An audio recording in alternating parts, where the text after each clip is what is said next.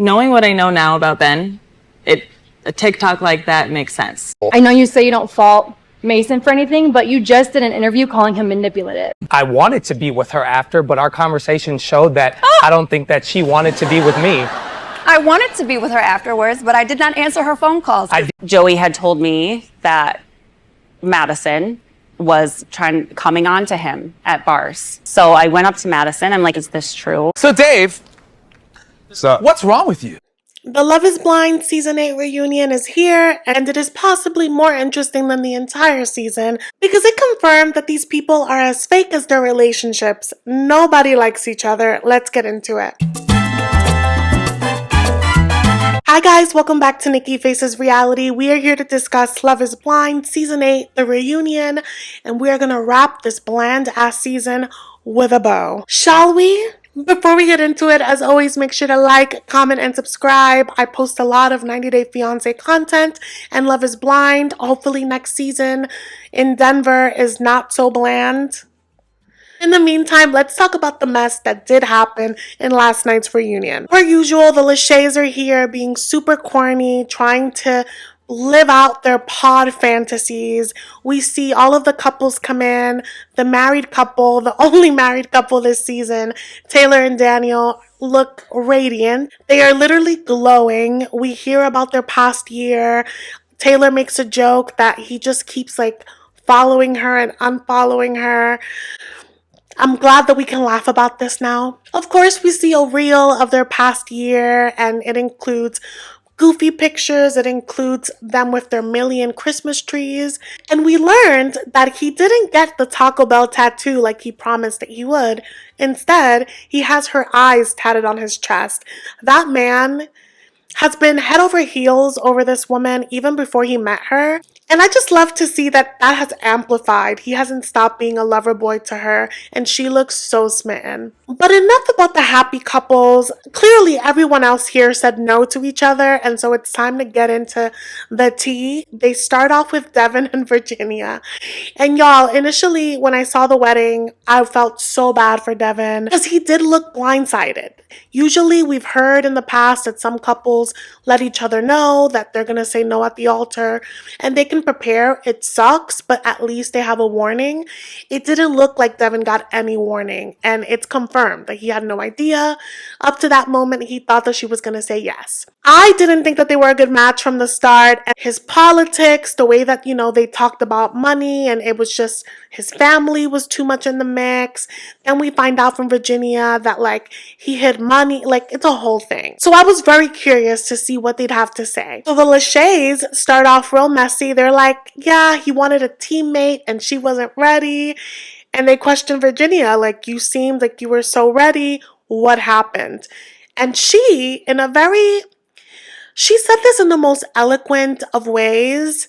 She's like, I'm not going to speak on his politics, his beliefs, but I can speak on mine.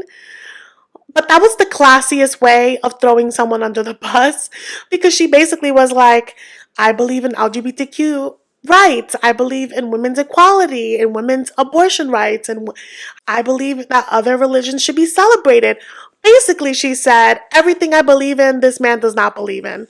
That was the unspoken part. And she said all of this, and she's like, but I love him though. He's great. Just not for me. And Devin's face the whole time she's talking, he looks constipated. Because before she started saying this, she was like, I protected him. He didn't want me to talk about certain things on camera. So you could see that he felt uncomfortable, that the very thing he didn't want to do was being, blasted. And sure, everyone's entitled to privacy, but you also got on a reality show, and if these are your beliefs, you should be able to stand firm and defend them. No matter if it's the most popular belief. It is your belief. You clearly mentioned it to the very end. Stick by it. But he didn't interrupt her. He didn't, he let her talk. And when it was time for him to speak, he gave some BS of well, I think that it's fine to not have to agree with everything with your partner.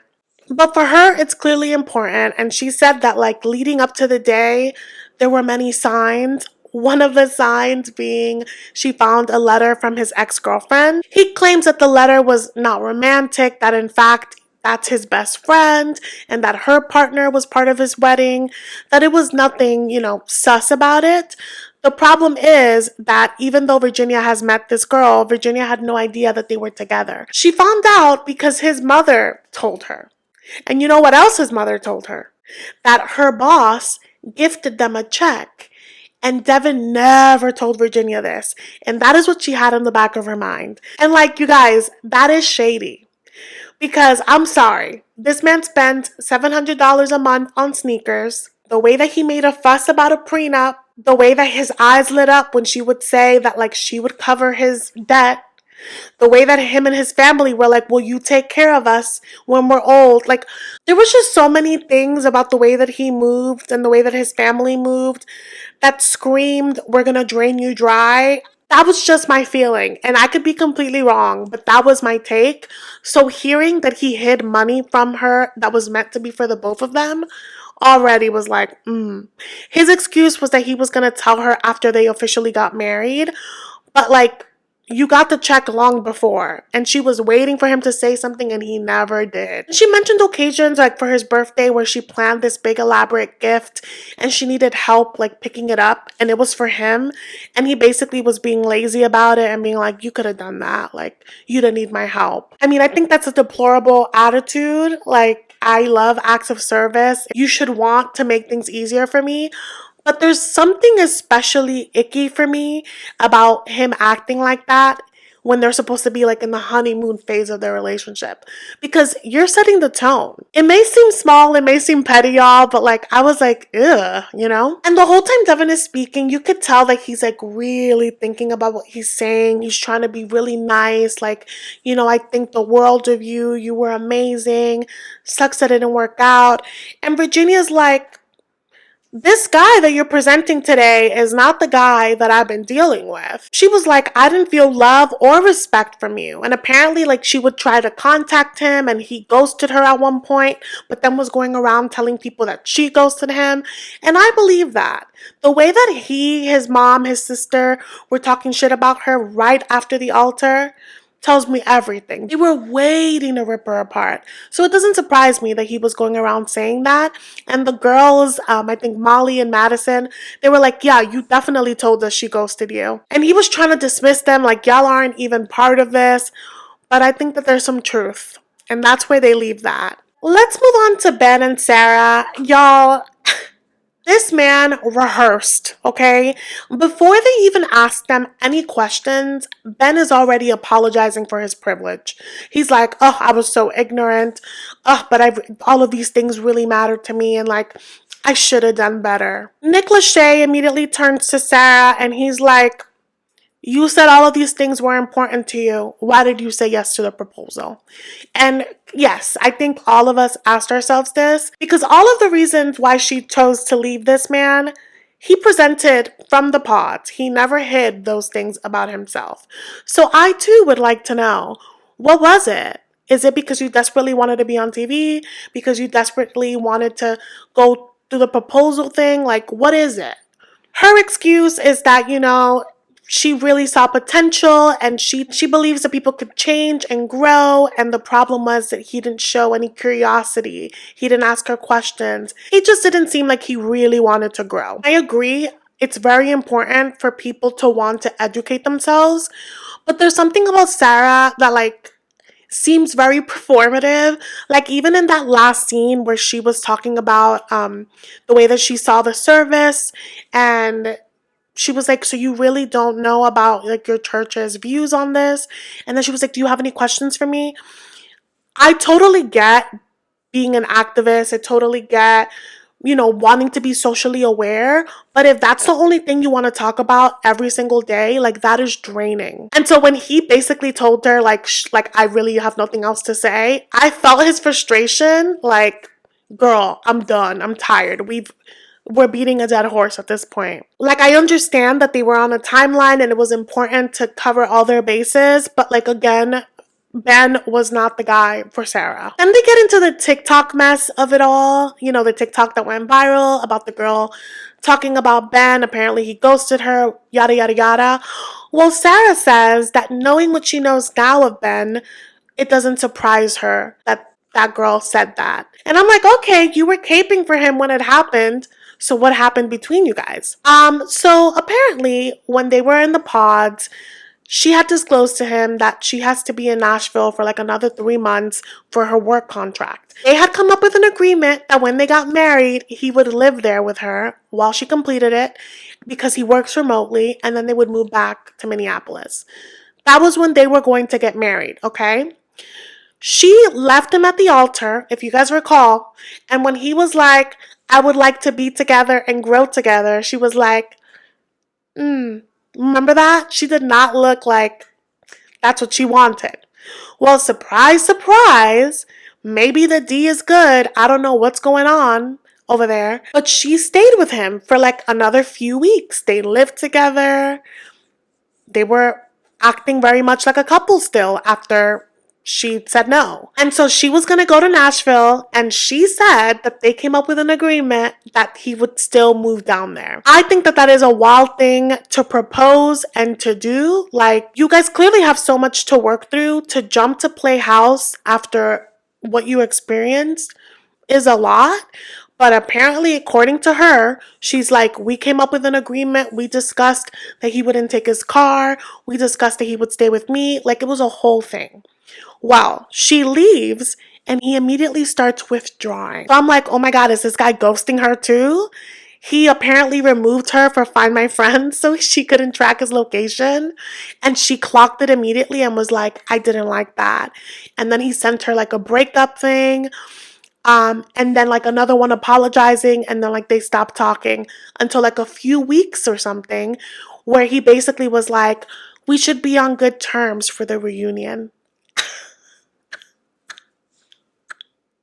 And so he's laughing as she's talking about this, and I'm like, that's not funny, Ben. Like, that's a jerk move on you. But also, Sara, like, you literally looked disgusted at the altar after love bombing him, because yes, he was love bombing you, but you were doing the same right back.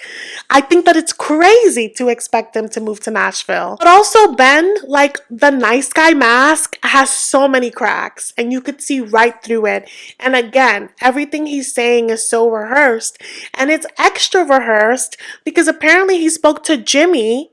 Yeah, that Jimmy. And Jimmy was basically giving him advice to like practice questions together so that they can put their best foot forward in the reunion. And at first, Ben didn't want to mention the cast member that gave him this advice, but Sara was like, it was Jimmy.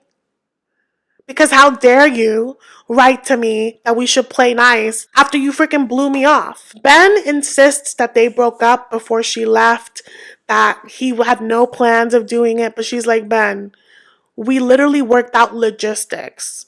So I think the truth is somewhere in the middle. I don't trust either of them. Next up, Monica and Joe. And this was a big heartbreak for me initially. And then I was like, no, there was a disconnect here. So Monica right off the bat is like, yeah, I didn't tell Joe that I loved him, even though I did, because I didn't feel love from him. In fact, I didn't even feel like from him. And she said, she was like, the lack of affection was degrading. I was embarrassed watching those things back. And Joe pissed me off from the jump when he was like that he just couldn't get there. He couldn't get past the friend zone because of her sister. Get the out of here. That's BS for so many reasons. When you love someone, when you're into someone, screw their sister. Also, Monica was defending this man against his sister in front of him and when he wasn't there. That's not cutting it. Like, I get that her sister is important to her, but she drew a line in the sand. She was like, this is my person and you need to respect him. Joe, you didn't do your part. And so Monica, I think, is being respectful, but she is letting out her grievances. She was like, it was hard watching those scenes back, seeing the disconnect, seeing him all jolly, the day of the wedding. Meanwhile, I'm here thinking like, what should I do? Does this man like me? Does he want a future with me? And the whole time she's talking, his sisters are in the audience rolling their eyes. They look so annoyed. And I'm like, ladies, where is the lie? And it's crazy too because Joe seemed like he would be such a devoted person, But the minute they met, there was a disconnect. And apparently, when everyone, had the pod group hangout, he slid into Madison's DMs, being like, oh yeah, nice hair. But also, he had dated Madison in the pods. So, like, even if it wasn't lovey-dovey on Madison's side, it was inappropriate. Because you're not giving that attention to your fiance. You're barely hugging her. And of course, it would be to Madison, right? Like, Madison is part of every single mess, I feel like, this season. It just breaks my heart for Monica that I feel like they had, one, different intentions in this situation and also like different recollections. I think Vanessa asked them if they were intimate and Monica said a few times and he was like, no, just once. And she didn't fight him because like, what are you gonna do? Be like, we did third base, we did second base, like, we're adults. You obviously did it a few times. And I feel like Monica must have been holding all of these things for I don't know how long because she's just letting it rip, okay? She's like, yeah, he told me one point that Madison was coming on to him. And I thought that that was so foul. So I go up to Madison. And Madison is like, what are you talking about? Because he made that up. So then they confronted him together. And he told Monica, I never said that. So Monica's like, not only am I disrespected, but now you're trying to gaslight me. Like, this is so embarrassing. It's uncomfortable. And he's just laughing and being like, that's not true. And I'm just like, you misled that girl. And I'm so glad that she took a really good look and was like, whoa. It also adds insult to injury that like after they said no at the altar, they were still hanging out. He was taking her to like family functions. So it was infuriating to hear him be like, well, my attitude about this was we either go all the way or we don't at all. That's not true if you're still dilly-dallying with her all around town. She's allowed to feel how she feels, and it just put a really bad taste in my mouth about their experience because he really was a good actor. Just wasting people's time, honestly. But the next one is the Dave and Lauren saga of it all. And I just love that the Lachey's were like, Dave, what's wrong with you? And also, how does your sister feel?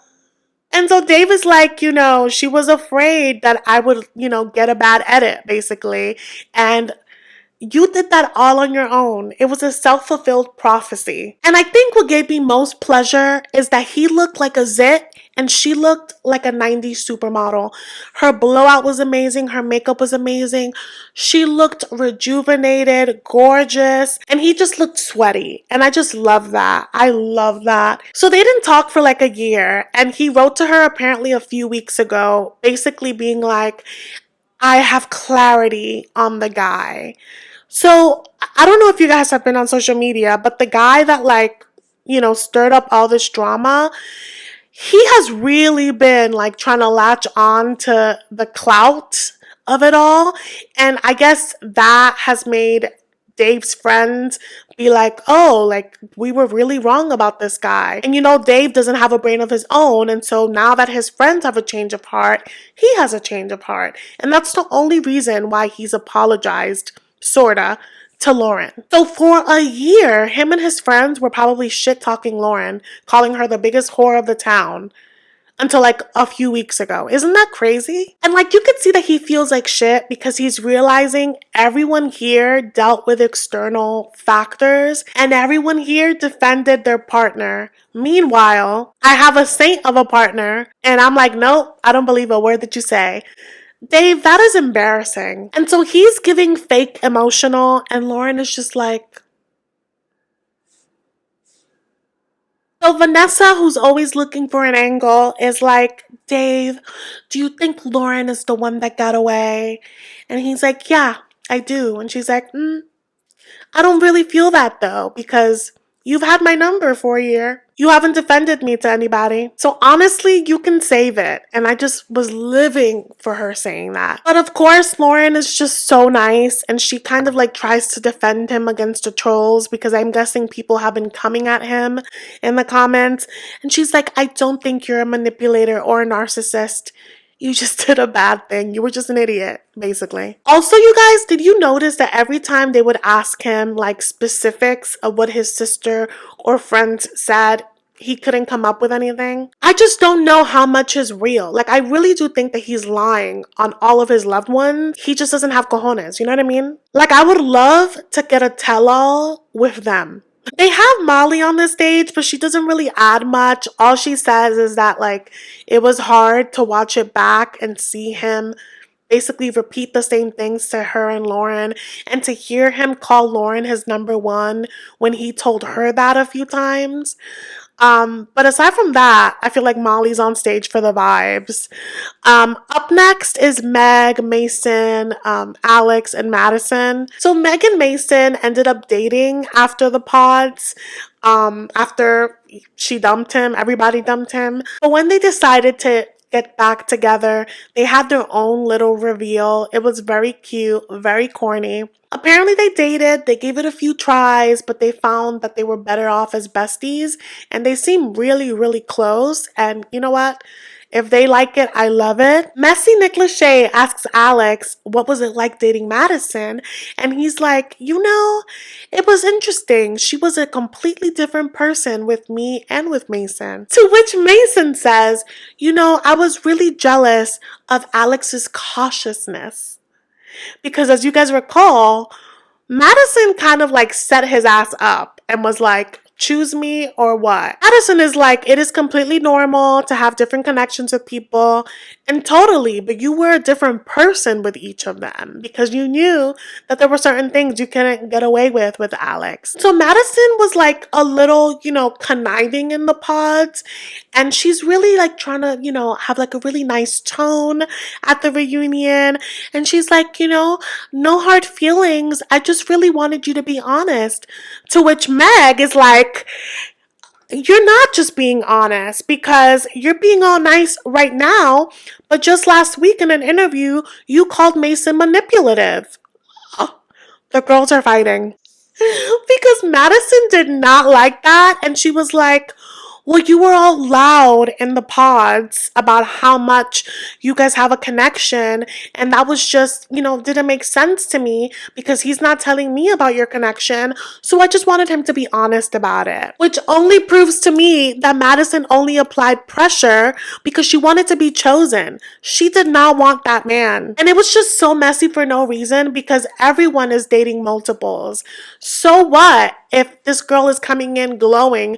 You too are glowing and talking about cream pies with this guy while you're trying to get this other guy to choose you. What's the problem? So Mason is like, listen, I may be an idiot for ruining my chances with Meg in the pods, but that doesn't disqualify all of the messed up things that you did in applying pressure. And so Madison and Mason are like going back and forth, and Meg is like, if anybody should be pissed, it's me, because I feel like I was fucked over by both of you.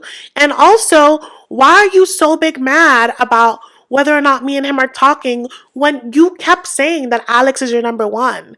That was manipulative AF. And so Meg is flat out like, why are you coming for him? It's so messy. And so Madison is turning on the tears like, I'm so tired. He's getting off scot-free. Why is it that women always fall on the sword? Girl, Madison, it has nothing to do between men and women. You literally went into the pods after breaking up with this man and were like, breakups taste good. What was the reason for that? So now you want to sit here and cry? So then they go back to Alex, who says that Madison was very manipulative. And like, I haven't covered the Alex drama because there's so much and I really want to do research if I ever talk about it. But just look it up. There are so many allegations on this guy. So honestly, he is the last person that should be talking about shape-shifting, multiple personalities, being manipulative. Honestly, the last person that should be talking on it. But here he is saying that Madison is a manipulator, which she could be. Madison is like, I know you're not talking because after you saw what I look like, you literally begged me to be with you. You begged me to stay in LA with you. You were all up in my face trying to get back with me. And you were talking crap about Mason, to which of course he denies. And then she pulls out these like screenshots from her bra, from her dress. And it's him like being like shady with like emojis, being like, oh yeah, Meg and Mason are gonna try it again. And things like that.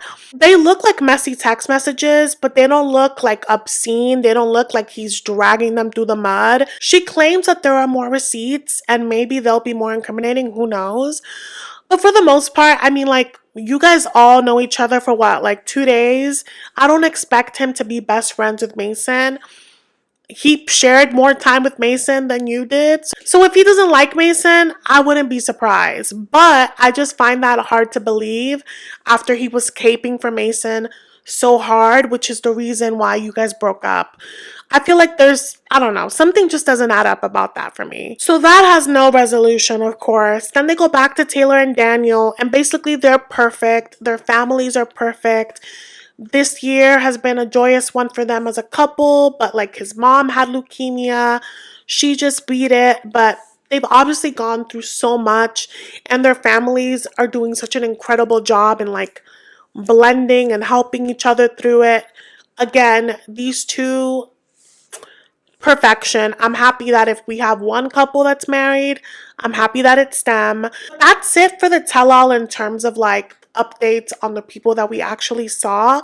Because this season was so bland, they kept intertwining clips from old seasons. And this episode, this reunion episode, ended with AD making an announcement. There had been rumors already that AD from season 6 and Ollie from Love is Blind UK, there were rumors already that they were dating. And so there's like this video of them promoting The Perfect Match season 3, but it ends up being a surprise engagement, which was beautiful. And I love that for them. This is not their season though. So I was just like, I love this. I shed a tear. It just goes to show that they didn't have enough material. And honestly, this entire tell-all could have been 30 minutes. But that's that, you guys. That's the end of the season. We made it. I feel like we deserve an award for making it. But that's it. That's it for this season. Let me know your thoughts, you guys. Thank you so much for watching, and I will see you in the next one.